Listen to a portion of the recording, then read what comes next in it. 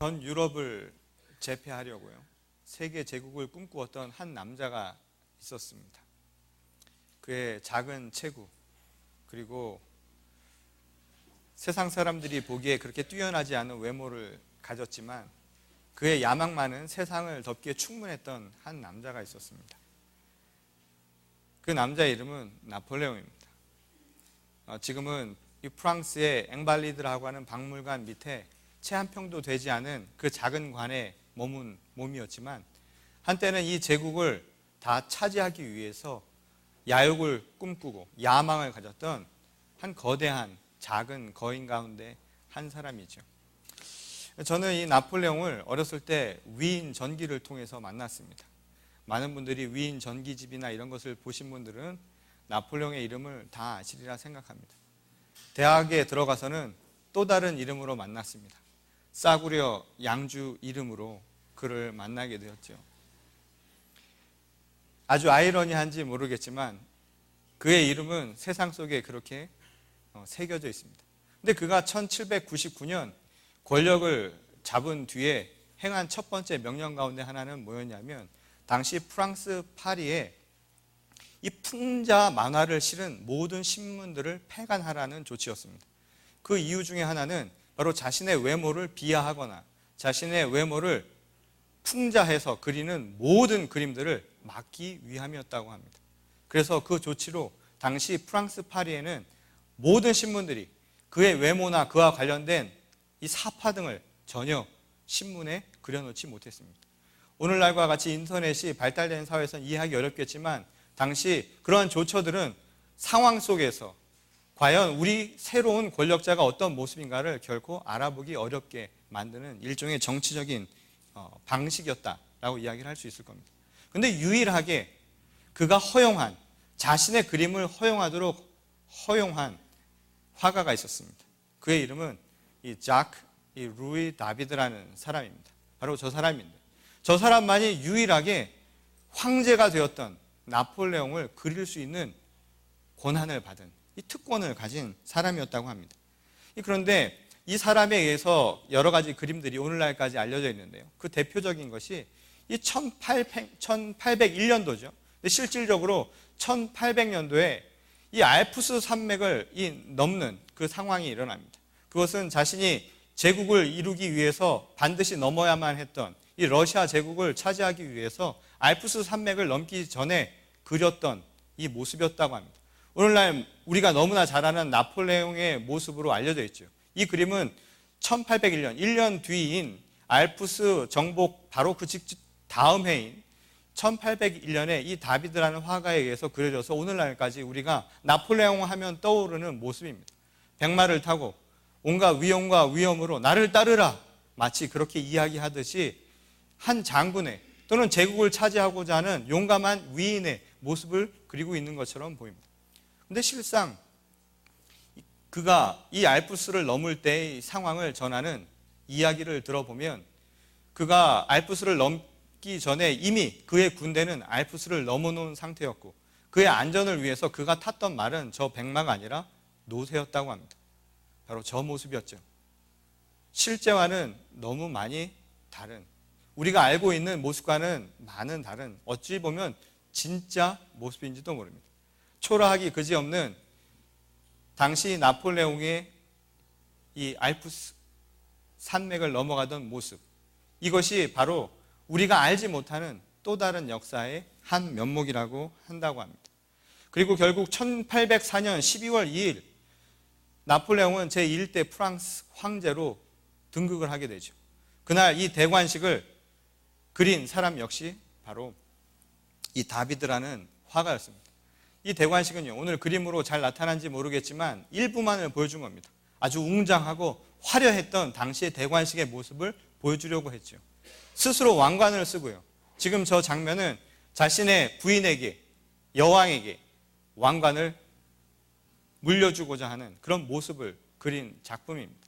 그 뒤에는 교황이 있고 주변에 많은 사람들이 경이로운 모습으로 쳐다보고 있는 상황입니다. 황금빛으로 그려놔서 모든 것이 굉장히 웅장한 모습을 나타내도록 그림을 그렸다고 합니다. 그리고 저 모습은 결국 당시 그가 황제로 등극하게 된 자신의 정치적인 권력에 대한 정당성, 바로 그것을 내세우려고 했던 그의 목적과 아주 일치하고 있는 상황이었다고 하죠. 그런데 우리가 알고 있는, 그래서 지금까지 역사로 우리가 생각하고 있는 이 나폴레옹의 모습과는 아주 많은 다른 모습들이 여전히 우리들에게 알게 모르게 전해지고 있습니다. 이 당시 프랑스에서는 이 폐간 조치로 인해 가지고 이 풍자 만화가 나타나지 못했는데, 영국에서는 당시의 프랑스의 상황을 비꼬면서 풍자로 그린 만화가 있었다고 합니다. 그의 이름이 바로 제임스 길레이라고 하는 바로 저 풍자 만화가입니다. 저 풍자 만화가가 당시 이 대관식이 있었던 이 상황을 자기 나름대로 묘사한 그림이 있습니다. 바로 다음 그림, 바로 나폴레옹 대관식 행렬이라고 하는 1805년에 그려진 저 작품입니다. 잘 보이실지 모르겠는데요, 저 그림을 보면 나폴레옹과 그를 따르는 자신의 부인이죠, 황후죠. 이 모습이 굉장히 뚱뚱하고요, 작고 아주 욕망덩어리로 상징되어서 그려져 있음을 보게 됩니다. 어찌 보면 저것이 그토록 자기가 세상 속에서 사람들이 알기를 바라지 않았던 실제 모습이었는지도 모릅니다. 그리고 그 뒤에 뒤따르는 왕후의 뒤에 이 뒤를 잡고선 쫓아오는 사람들을 보게 되면 그 발목들이요, 군인들인데 이 발목들이 다 족쇄로 묶여져 있습니다. 군대는 족쇄로 묶여져 있고요, 바로 뒤에 뚱뚱한 한 사람이 칼을 이렇게 들고 있습니다. 이 칼이라고 하는 것은 당시 정의로운 세상을 심판하겠다라는 의미를 담고 있었던 말이기도 했지만, 실제 그 사진을, 이 그림을 자세히 쳐다보면요, 그 사진에는 피가 묻어 있습니다. 곧 진정한 정의가 아니라 피가 묻은 정의, 곧 당시 이 시대에 얼마나 많은 프랑스의 국민들이 고통스러워했는가를 상징적으로 아주 조롱조로 비판하면서 그린 작품이라는 사실이죠. 어쩌면 역사라고 하는 것은 우리가 생각하는 것과 많이 다르게 우리에게 전달되고 있는지도 모릅니다. 어떤 이가 이야기하듯이 역사라고 하는 것은 승리자의 역사이고 기록된 것만을 우리에게 알려주는 아주 일면적인 역사에 지나지 않는다라는 게 실질적인 모습인지도 모르죠. 그런 의미에서 우리가 세상을 어떻게 바라보는가, 역사를 어떻게 바라보는가 하는 그 시선 또한 매우 중요하다는 것을 생각해 보게 됩니다. 20세기가 낳은 최고의 역사학자로 알려진 사람이 있습니다. 에릭 홉스봄이라는 사람이죠. 작년에 사망했는데 그가 이 시대의 많은 사람들에게 남긴 이야기가 있습니다. 우리가 알고 있는 역사라고 하는 것은 위로부터 아래로 전달되어 있는 특정한 사람들의 이야기인지 모릅니다. 그래서 그가 우리에게 남긴 역사의 모습은요, 전 반대의 모습이었습니다. 아래로부터의 역사였죠. 전쟁과 권력자의 역사가 아니라 그 시대를 살아갔던 일반 백성들의 모습입니다. 일반 백성들의 시선으로 바라본 세상의 모습이 어떠한가를 그는 우리들에게 알려주기 시작했죠. 그의 역사관이었던 겁니다. 그가 말미했었던 작품 가운데 미안의 시대라는 책이 있습니다. 그 미안의 시대라는 책에서 그가 남긴 이런 말이 있습니다. 시대가 아무리 마음에 들지 않더라도 아직은 포기해서는 안 된다. 세상은 결코 저절로 좋아지지 않는다. 어쩌면 한 시대를 같이 살아가면서 영웅으로 추앙받던 사람들이 있었던가 하면 그가 추앙받기 위해서 짓밟아야 했던 수많은 백성들의 아픔과 고통이 있습니다. 그 시대를 살아가면서 왜 우리의 시대는 이렇게 어둡고 힘드냐라고 이야기할 때 그가 이야기한 말입니다. 세상은 결코 저절로 좋아지지 않는다. 그러면서 그가 이야기한 것은 무엇이었는지 아십니까? 오늘 이 시대를 바라보는 새로운 시선, 새로운 눈을 갖는 것, 이것이 바로 세상을 변화시키기 위한 출발점이라고 그는 우리에게 이야기를 하고 있습니다. 오늘 이 시대를 살아가면서 우리는 과연 어떤 시선, 어떤 생각을 가지며 살아가고 있습니까? 오늘 우리가 읽은 본문 말씀은 이런 시선에 대한 이야기를 우리에게 알려줍니다. 당시 2000년 전 예수님이 살아계시던 그 시대에 서로 다른 두 개의 시선이 있었음을 우리에게 알려주는 대목이죠. 오늘 본 말씀을 보면 예루살렘 성전을 바라보면서 이야기했던 서로 다른 두 이야기가 나옵니다. 하나는 당시 성전을 바라봤던 일반적인 사람들의 이야기였죠. 유대 사람들, 이스라엘 사람들의 시선이었습니다. 그 시선은 무엇이었습니까? 아름다운 돌과 그리고 봉헌물로 채워져 있는 아주 웅장하고 화려했던 성전의 모습에 대한 이야기를 그리고 있음을 보게 됩니다. 그 당시 예루살렘 성전을 바라보던 일반적인 시선은 바로 그것이었습니다. 이 성전은 바로 하나님의 집이요, 그렇기 때문에 웅장하고 화려하고, 그리고 그 하나님의 집을 통해서 우리는 하나님의 선택된 백성이라는 것을 확증하고 자긍심을 갖는 바로 그런 건축물이었다라는 것이 일반적인 사람들의 시선이었다는 거죠. 실제로 주전 587년에 이스라엘, 남유다는요, 자신의 민족 그리고 국가 정체성을 완전히 잃어버리는 사건을 맞이하죠. 바빌론에 의해서 성은 함락되고, 그리고 성전은 완전히 무너져 버립니다. 그리고 당시 많은 지도자들은 수치스럽게 끌려가게 되죠. 바빌론의 포로가 일어나게 되는 겁니다. 그 시대가 지나면서요, 그들의 꿈은 무엇이었냐면, 언제 우리가 민족의 다시 성질을 되찾을 것인가, 하나님의 약속이 언제 우리 민족을 통하여서 다시 회복될 것인가, 이게 바로 그들의 질문이었고 소망이었습니다. 결국 페르시아 왕국이 들어서면서요, 고레스 왕의 칙령에 의해서 유대 사람들이 자신의 고국으로 돌아가게 되죠. 그리고 그때부터 스룹바벨을 통한 성전 재건의 건축 과정을 겪게 됩니다. 오랜 세월 성전을 다시 세웠죠. 그들이 성전을 세우려고 했던 까닭은 무엇이었겠습니까? 우리가 살아있다, 우리 민족은 멸망하지 않았다, 그리고 하나님이 우리와 함께 하신다는 것을 온 천하에 알리고 싶었던 까닭입니다.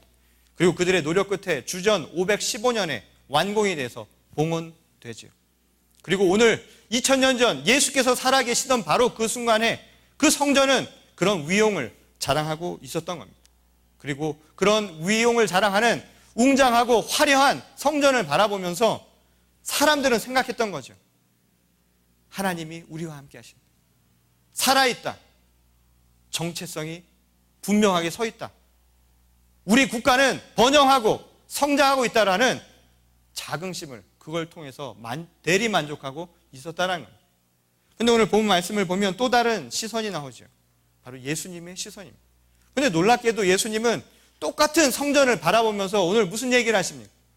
저 성전에 저 돌무더기 하나도 남기지 않고 결국 다 무너져 버릴 것이다 라는 이야기를 합니다. 예수님이 봤던 시선은 완전히 달랐죠. 예수님이 보았던 성전의 모습은 화려하고 위용이 아주 그지없었던 상황이 아니었습니다. 저것은 하나도 남기지 않고 결국은 다 무너져 버릴 것이다, 바로 그 시선으로 성전을 보고 계셨다라는 이야기입니다. 실제로 이 말씀이 있은 뒤 40년 뒤죠. 주후 70년에 역사적인 사건입니다. 로마의 군대에 의해서 결국 예루살렘 성전은 함락되고 예수님이 예언하신 대로 돌무더기 하나 남기지 않고 다 무너져 버리죠. 결국 지금 남아있는 것은 무엇입니까?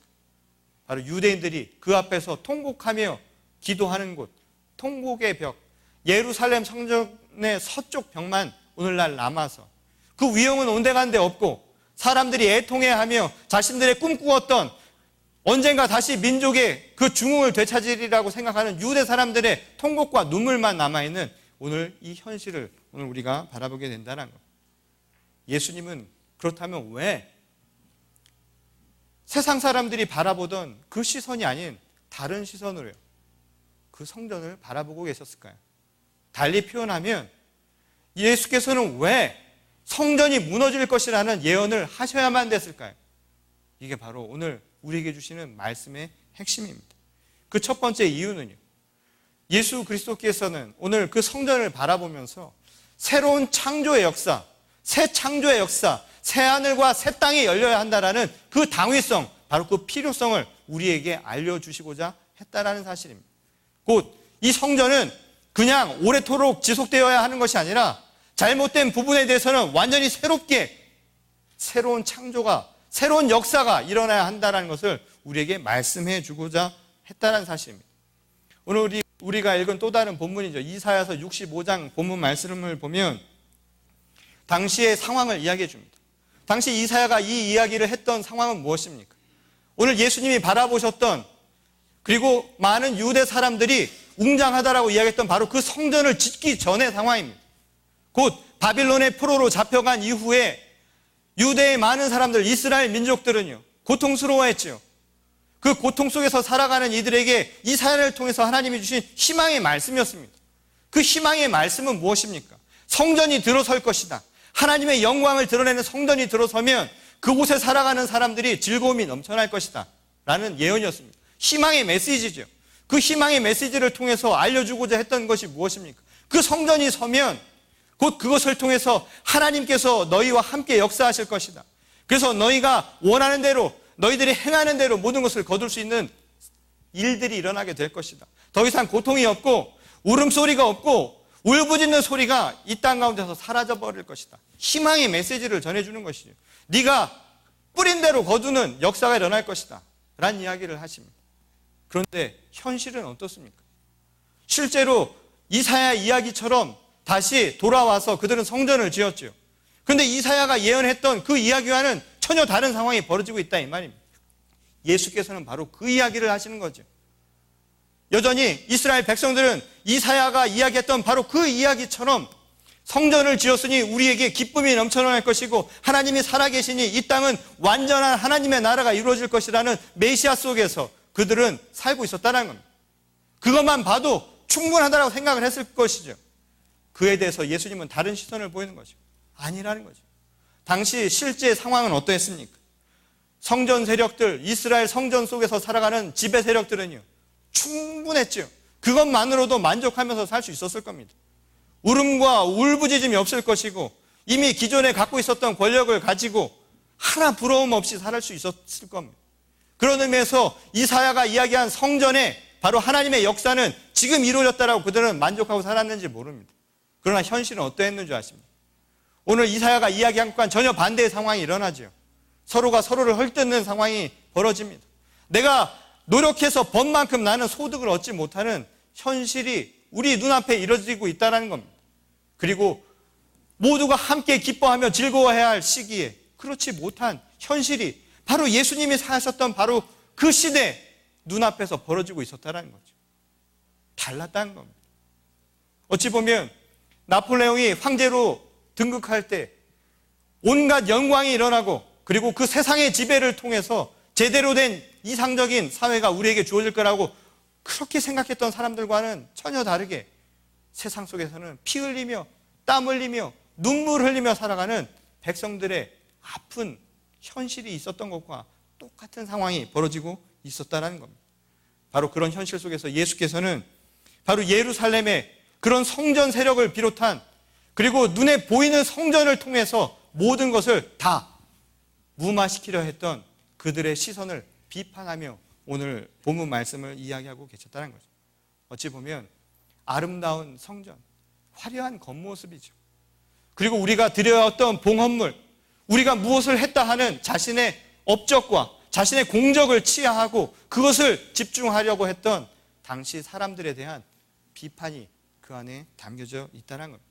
바로 위선적인 태도라는 것이죠. 하나님의 성전은 섰으되 그 성전을 만든 드러난 모습과 그것을 위해서 행했던 일만이 그들에겐 중요한 것이지 정말 하나님이 그걸 통해서 우리에게 보여주고자 하는 메시지는 사라져버린 죽은 신앙, 죽은 메시지, 죽은 성전의 모습을 주님은 바라보고 계셨다는 겁니다. 그것을 오늘 우리에게 이야기하는 것이죠. 2000년이 지난 오늘 우리의 상황은 어떤가요? 오늘 우리 시대를 한번 보십시오. 오늘날 과연 우리는 정말 이 성전을 지으면서요, 이 성전이 이렇게 많은 현실 속에서 정말 하나님의 말씀, 이사야가 준 그 희망의 메시지가 오늘 현실 속에서 자리 잡고 있다고 이야기할 수 있겠습니까? 한국에 가면 수많은 교회들이 있습니다. 십자가는 곳곳마다 있죠. 심지어는 한 빌딩 안에 교회가 2개나 있는 경우도 있습니다. 그리고 그곳을 통해서 만족하려고 하는 것이 다 무엇입니까? 교인 수가 얼마고, 헌금의 액수가 얼마고, 우리가 쌓아놓은 것이 얼마고, 이것에 관심을 두지 않습니다. 한국의 대형 교회들이 오늘날 많은 사회의 시선을 곱지 않게 받는 이유가 무엇입니까? 건물은 큰데요, 위용은 대단한데 과연 그 영광이 누구에게로 향하고 있느냐? 바로 모든 사람들이 질문하고 있는 거 아닙니까? 그것뿐만이 아닙니다. 오늘 우리가 살아가는 삶의 중심이 과연 무엇입니까? 가치가 무엇입니까? 진리가 무엇이냐 이 말입니다. 하나님의 말씀이 서서요, 성전의 핵심은 하나님의 말씀이죠. 하나님의 말씀이 살아계신 곳이 바로 성전입니다. 다윗이 기뻐했던 이유가 무엇입니까? 성전에 하나님의 말씀이 담긴 법궤를 들여놓을 수 있었기 때문이었습니다. 그 말은 성전은 곧 하나님의 말씀이 계시지 않으면 아무 의미가 없다 이야기입니다. 그런 의미에서 오늘날 우리 교회와 우리가 살아가는 현실의 모습을 보십시오. 하나님의 말씀이 우리 안에 살아계시냐 이 말입니다. 진정한 성전이 오늘 우리 가운데 있느냐 이 말인 거죠. 오늘 무엇을 삶의 가치로 보고 살아갑니까? 많은 사람들이요, 성공이라고 하는 것을 삶의 잣대로 보고 살아갑니다. 젊은이들이요, 성공하려고 하고 교회도 성장하려고 하고 눈에 보이는 것을 어떻게 하면 더 크게 만들고 더 좋게 보이느냐에 많은 것을 집중하고 치중하고 살아가는 현실이 아니냐 이 말입니다. 우리 삶의 가치가 하나님의 말씀, 진리가 아닌 이 현실, 바로 이 현실을 예수께서 바라보신다면 뭐라 이야기하시겠습니까?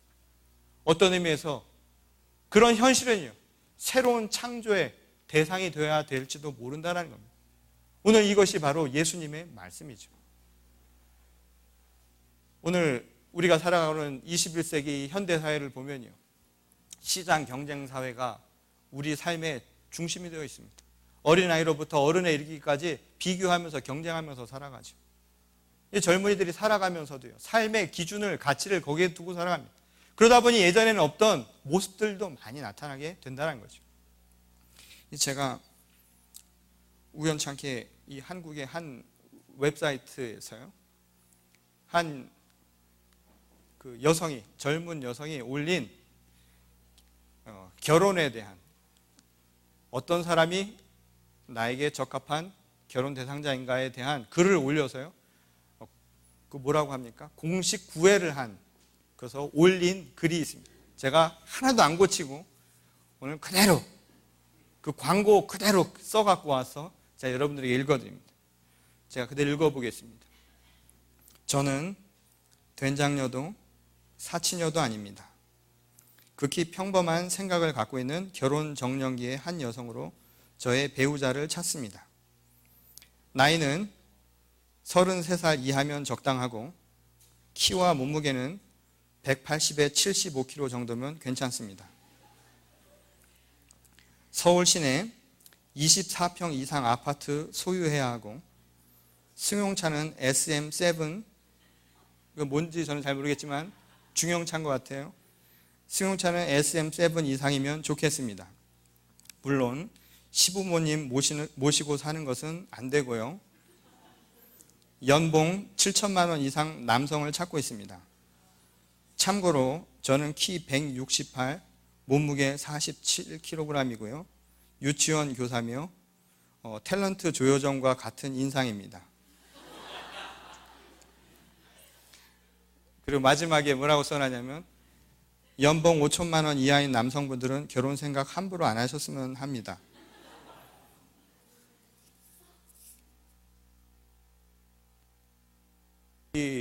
지금 조건들을 한번 잘 보세요.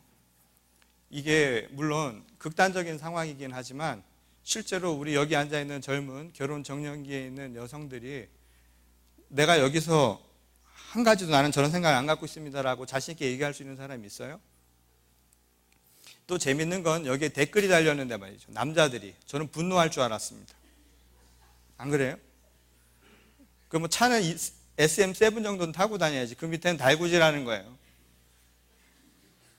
그 정도는 살아줘야 된다라고 이야기를 하는데, 저는 그래서 이런 이야기가 나올 때 키 180 루저라고 하대요. 180 미만은 루저라는 거예요.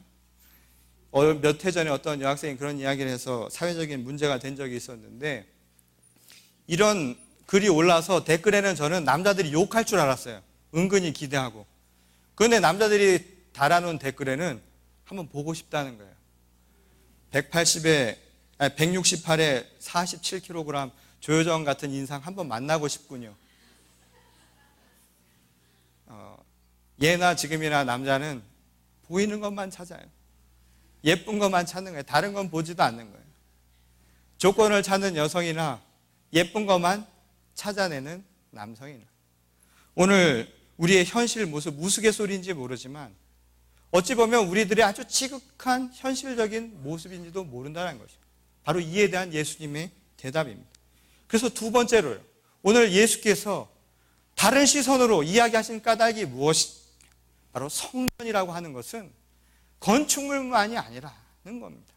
곧 성전의 진정한 의미는 우리 눈에 보이는 건축물이 아니라 바로 우리 몸이, 우리 자신이 바로 성전이다라는 것을 주님은 보고 계셨다는 얘기죠. 실제로 요한복음 2장 19절에서 21절에 보면 이 당시 성전 안에서 일어나는 아주 퇴폐적이고 타락한 현실을 보며 예수께서 뭐라 얘기하십니까? 성전을 허물어버리라고 이야기합니다. 성전을 허물어버리라. 내가 사흘 만에 다시 짓는다고 이야기했습니다. 유대의 많은 사람들이 그것으로 공분하죠. 분노합니다. 어떻게 세운 건물인데 수십 년 아니 수백 년이 걸릴지도 모르는 그 성전을 사흘 만에 다시 짓겠다니 이거야말로 정신 나간 소리가 아닌가 이런 생각을 하죠. 그때 예수께서 뭐라 얘기하십니까? 바로 내 몸이, 성전은 다른 것이 아니라 내 몸이 바로 성전이라고 이야기하십니다. 사흘 만에 다시 사신 바로 부활의 그리스도 예수의 몸을 비유하면서 설명한 것이죠. 그러니 예수께서 보신 성전의 의미는 무엇입니까? 다른 모든 사람들은 이 건물을 바라보고 있는데 예수께서는 바로 그 안에 담겨져 있는 한 영혼들의 바로 그 마음을 보고 계셨다 이야기입니다. 사도 바울도 고린도전서 3장 16절 말씀에서 이런 이야기를 하죠. 여러분들, 성전은요, 여러분 몸이 바로 성전입니다. 바로 그 안에 하나님의 성령이 살아계심을 여러분 모르십니까? 라고 이야기를 합니다. 오늘 우리에게 주시는 말씀입니다. 2000년 지난 오늘 현실 이 시대를 살아가는 우리 모두에게 주신 거예요. 외모와 그리고 가진 것, 우리 바깥에 있는 것을 가지고 사람을 평가하는 이 시대에 주는 말씀입니다. 진정한 성전, 우리가 봐야 할 진정한 사람의 가치는요, 우리 바깥에 있는 그 무엇이 아닙니다. 나의 스펙도 아니고 내 드러나는 모습이 아니라 바로 내 안에 있는, 내 안에 하나님이 살아계시고 내 그 진리를 가지고 삶의 진정한 목적을 가지고 살아가는 바로 그 모습이 우리가 갖추어야 할 모습이라고 주님은 얘기하고 있다는 것입니다. 오늘 바로 예수께서 보셨던 시선의 차이, 바로 이것이죠. 내 안에 있는 내 자신을 보는 것. 비록 많은 사람들이 웅장한 그 건물을 바라보고 있을 그 순간에도 주님은 바로 하나님의 성전은 저 건물에 있는 것이 아니라 바로 우리 몸, 우리 마음이 바로 주님을 모신 성전이 되어야 함을 다시금 깨우쳐주고 계시다는 말씀입니다. 오늘 우리의 마음을 그래서 변화시켜야 합니다. 그래서 주님이 우리에게 가르쳐 주신 말씀이 뭡니까? 이 마태복음 16장 24절에서 그렇기 때문에 우리가 바로 주님의 몸된 성전으로 살아가기 위해서 필요한 모습을 뭐라 이야기하셨습니까? 여러분, 자기를 부인하고 십자가를 들고 나를 따르라는 모습이었습니다. 주님의 제자가 되는 것은 성전을 변화시키는 것입니다. 자기를 부인하고 바로 자기 십자가를 들라는 말씀이죠. 제가 오늘 이 성전의 또 다른 시선, 그리고 우리 마음이, 우리 몸이 주님의 성전이 되어서 살아가는 이 모습을요, 저는 이 시인의 시에 빗대서 설명드리고 마지막으로 말씀드리려고 합니다. 이 한국이 낳은 매년 노벨상 후보로 올라가시는 시인이죠. 고운의 시 중에 걸레라는 시가 있습니다. 그 중에 일부입니다. 바람 부는 날, 바람에 빨래 펄럭이는 날, 나는 걸레가 되고 싶다. 비굴하지 않게 걸레가 되고 싶구나. 우리나라 오욕과 오염 그 얼마냐고 묻지 않겠다. 오로지 걸레가 되어 단 한 군데라도 겸허하게 닦고 싶구나. 여러분, 걸레는요, 원래가 더러운 게 아니라 더러운 걸 닦아서 걸레입니다. 내가 이 시대의 오염과 오욕을 닦아내는 걸레가 되고 싶다라는 이 시인의 간절한 마음처럼 오늘 주님께서 우리에게 시선을 바꿔 우리에게 말씀하십니다. 여러분, 성전을 닦아야 합니다. 그리스도 예수께서 이 시대에 걸레로 오셨죠. 그 걸레는 무엇이었습니까? 바로 십자가라는 거룩한 걸레입니다. 그 거룩한 걸레에 바로 그리스도의 보혈을 적셔서 그 보혈을 통하여서 우리 이 시대의 성전을 닦아내지 않으셨습니까? 그런 예수께서 오늘 우리들에게 다시 한번 이야기합니다. 너희도 나처럼 걸레가 되라고. 거룩한 걸레가 되어서 너희 몸 곳곳에, 너희 성전에 낀 때와 그리고 잘못된 부분들을 다 닦아내라고 우리에게 말씀하십니다. 이것이 우리가 봐야 할 성전의 의미라는 겁니다. 오늘 21세기 현재를 살아가는 우리 모든 성도님들, 그리고 주님의 거룩한 백성들에게 주시는 하나님의 말씀입니다. 보이는 시선에 눈을 빼앗기지 마시고요. 보이지 않는 그곳에 시선을 두십시오. 그리고 영원한 하나님의 말씀을 따라서 우리도 함께 거룩한 걸레가 되어서요, 우리 마음에, 우리 몸에 끼어있는 잘못된 부정한 것들을 다 닦아낼 수 있는 저와 여러분 모두가 될 수 있기를 바랍니다. 이것이 바로 오늘 우리가 이 자리에 앉아있는 이유입니다. 신앙은 다른 것이 아니라 바로 내 몸에, 내 성전을 깨끗이 하라는 하나님의 말씀대로 나의 성전을 치워나가는 겁니다. 저 바깥에 있는 것을 비판하기 이전에요, 내 안에 내 성전이 깨끗하지 않는다면 세상도 변화되지 않습니다. 오늘 한 노학자의 부탁처럼요, 유언처럼 세상은 저절로 변화되지 않습니다. 그 변화는 바로 오늘 우리의 시선이 변화되어서 우리가 스스로 걸레가 되어서 내 성전을 깨끗이 변화시켜 나갈 때 바로 이 시대도 변화가 올 줄 믿습니다. 오늘 이 시대를 살아가는 저희 모두가 주 안에서 참된 가치를 붙들고요, 성전을 치우는 거룩한 걸레들이 되시기를 주님의 이름으로 다시 한번 간절히 축원합니다. 우리 다 같이 기도하겠습니다.